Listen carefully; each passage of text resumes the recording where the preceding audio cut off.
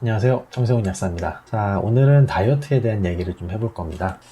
제가 지금은 이제 결과적으로 5kg가 빠졌는데 예전에 80kg가 넘은 적이 있었어요. 이게 지금 이사 오기 좀 전이라 지금이 난잡할 상황인데 4월 말인가 5월 초인가 그래요. 뒤적거리다가 발견한 체중계로 한번 재봤더니 뜬금없이 80kg가 넘는 거예요. 키는 이제 178cm입니다. 적게 나가면 60kg대 후반, 이제 좀 많이 나가도 70kg대 초반을 항상 유지를 했었는데 생각 없이 막 먹었더니 어느덧 80kg가 넘어 있는 거예요. 근데 지금은 이제 빠졌습니다. 근데 저는 빼는 과정을 다이어트라고 생각하지 않았거든요. 그냥 제가 원래 항상 하던 습관, 그리고 먹던 습관 그대로 유지하면서 아주 약간의 노력만 더했을 뿐인데 근데 그냥 살이 빠진 거예요. 여러분들 다이어트라고 검색을 해보시면은 보실 수 있겠지만 다들 뭐 보조제를 먹어서 빠졌습니다, 뭐 약을 먹어서 빠졌습니다, 운동을 막 이렇게 해서 빠졌습니다, 식단을 이렇게 짜서 빠졌습니다, 이런 얘기들이거든요 다들. 저는 다이어트는 사실 포기하지 않는 게 가장 중요하다고 보는 사람입니다.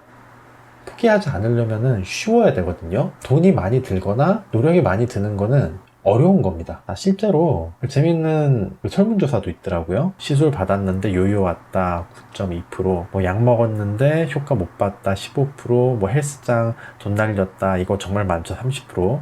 이런 식으로 다들 다이어트 실패 경험이 있는 거예요. 왜냐면 어렵거든요, 이대로 하려고 하면. 제가 어떻게 했는지 말씀을 드려야 될 텐데, 그렇게 하기 전에 기본적으로 알아야 될 개념을 몇 가지 말씀드리겠습니다. 자, 일단 사람은 기본적으로 숨만 쉬어도 살이 빠질 수밖에 없습니다.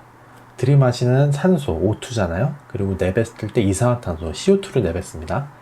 실제로 변이나 소변보다 호흡으로 빠져나가는 지방으로 유래한 탄소의 양이 훨씬 많아요. 그렇기 때문에 운동을 열심히 하면 우리 호흡 많이 하게 되지 않습니까? 그런 영향도 아주 크게 있는 거예요. 그리고 말을 많이 하는 사람들 치고 살찐 사람이 많지가 않죠. 물론 뭐 빠져나간 만큼 먹어서 채우는 사람들은 상관없는 얘기겠지만 호흡이 많고 말을 많이 하는 사람들이 그만큼 에너지 소비도 많다고 볼 수 있습니다. 자, 그리고 또 아셔야 되는 게 글리세믹 인덱스라는 개념이 있어요. GI라고 보통 부릅니다.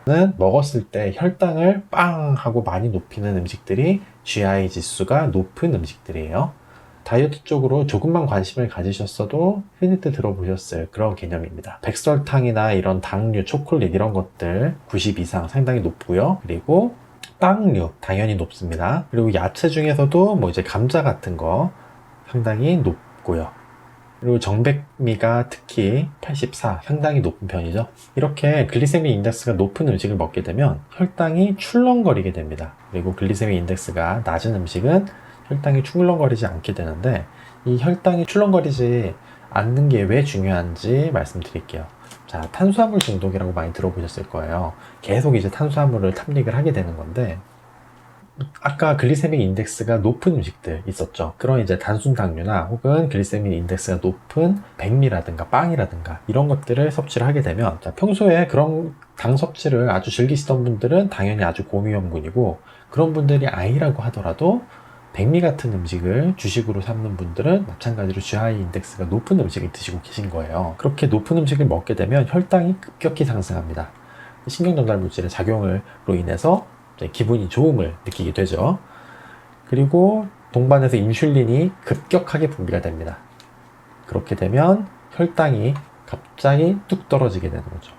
이 갑자기 떨어진 혈당으로 인해서 배고픔을 느끼게 돼요. 그리고 당을 지방으로 저장하게 됩니다. 결과적으로 낮은 혈당 때문에 식욕이 자극되고 가짜 배고픔을 느끼게 되는 거죠. 다시 당을 찾습니다. 이런 식으로 악순환이 반복이 되고요. 이런 탄수화물 중독이 다이어트 하는데 가장 큰 적인 분들이 상당히 많습니다. 그 식욕 폭발하는 그 순간을 참지 못하시는 분들, 그리고 계속 뭔가 탄수화물을 갈급하시는 분들, 참 어렵거든요. 운동을 아예 안 하진 않습니다. 평소에도 그래도 운동이라고 할 만한 걸로 한 왕복 25분 정도 거리에 사무실이 있어서 거기 이제 출퇴근할 때 자전거를 이용을 하고 있어요.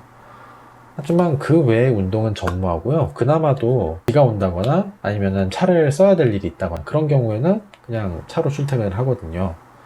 매일 하는 것도 아니라는 거죠. 이제 변화를 준 부분들이 있어요. 밥은 무조건 잡곡밥으로 먹었습니다. 와이프 같은 경우에는 백미를 좋아하다 보니까 계속 백미를 원했었고, 그리고 뭐 아이도 백미를 잘 먹는다 막 그런 식으로 얘기를 했었는데 제가 우겼어요. 아이 변비도 있고 하니까 무조건 잡곡밥을 먹자, 현미를 무조건 반은 섞자, 콩을 넣을 때도 있고요. 그리고 단 거는 절대로 사지 않았습니다. 저는 절대로 안 샀고요. 이제 와이프가 빵을 좋아하니까 이제 가끔씩 사오기는 하는데, 장을 같이 보러 갔을 때 빵을 사고 싶어 해도 무조건 말렸어요. 과자 커트, 빵 커트, 이런 것들은 일단 눈에 안 보여야 됩니다. 보이면 먹고 싶게 돼요. 어쩔 수 없이 또 들어오는 빵들이 있어요. 뭐 선물 받았다거나 남아서 가져왔다, 그런 식으로 어쩔 수 없이 생기는 경우들이 있는데, 저도 가끔 먹게 돼요. 근데 먹게 된 경우에는 그냥 원 없이 먹어요. 그냥 우유 진짜 한 잔 따라가지고 빵 2개씩 막 이렇게 막 먹어요. 그리고 나는 이걸로 끼니를 때웠다고 저에게 분명히 인지를 시킵니다. 다음 끼니 시간까지는 절대로 추가로 뭔가를 먹진 않아요. 끼니를 때우기 위해서. 이거는 좀 약간 노력을 한 거죠. 고기는 무조건 먹었습니다. 당연히 단백질 섭취를 위해서도 고기는 필요하다는 거 아시지 않습니까? 물론 튀긴 것도 가끔 먹긴 했지만 튀긴 것만 안 먹었지, 에어프라이어에 조리를 하거나 아니면은 삶아서 거의 매일같이 고기는 무조건 먹었어요. 뭐 닭고기도 많이 먹었고, 제가 원래 닭을 엄청 좋아하거든요. 그리고 이제 뭐 삼겹살이나 앞다리살 같은 거 뭐 수육해 먹거나 아니면은 바베큐처럼 에어프라이어 돌려서 먹거나, 하여튼 거의 매일 고기는 챙겨 먹었습니다. 물론 이제 고기를 안 먹는 날도 계란 같은 걸로 충분히 당연히 단백질 섭취를 해줬고요. 고기는 또 양도 원 없이 먹었어요. 밥량을 좀 약간 적게 먹기는 했거든요. 거의 반 공기 정도로. 다이어트 영양제 당연히 안 먹었습니다. 약도 안 먹었고요. 그리고 원래 꾸준히 먹던 영양제는 비타민 B군이랑 밀크C3랑 유산균, 그리고 비타민C, 이 정도는 루틴하게 챙겨 먹고 있는 상황이에요. 자, 그렇게 해서 어떻게 됐느냐, 자 보시면 75.6kg. 물론 아직도 좀 더 줄이기는 해야 돼요. 정상 체중 범위기는 한데 그래도 비만으로 넘어갈 위험이 있는 체중이기 때문에 약간 더 줄일 필요가 있긴 있고, 뭐 그 외에 다른 수치들은 아주 양호하게 나왔습니다. 뭐 혈압도 말이 주이지 뭐 121이거든요. 이 정도면 전혀 걱정할 필요는 없는 수준이고, 실제로 10내월간 나이 29세로 나왔네요. 34대인데 만족스러운 재검사였어요. 7월 23일 기준이었습니다. 그러니까 3개월 정도 만에 5kg가 빠진 거죠. 물론 이게 7월인데 지금 9월이잖아요. 그 사이에는 몸무게 변화가 그렇게 있진 않았어요. 좀 정체기가 왔다고 생각할 수 있죠. 이 다음부터는 좀 더 뭔가 노력의 액션을 많이 취해야 될 수도 있겠습니다. 제가 만약에 72kg를 목표로 한다면요. 하지만 적어도 대부분의 분들이 쉽게 포기하고 지치는 그런 포인트에 있어서는 어느 정도 제가 도움이 되는 그런 팁을 드렸다고 생각을 해요. 이런 부분 신경 안 쓰고 계셨다면, 혹은 다이어트 때문에 스트레스 너무 많이 받고 계시다면 한번 적용해 보시기를 추천드리겠습니다. 이상 정세훈 약사였고요. 오늘 내용이 도움이 되었다면 좋아요, 구독 버튼 부탁드리겠습니다. 감사합니다.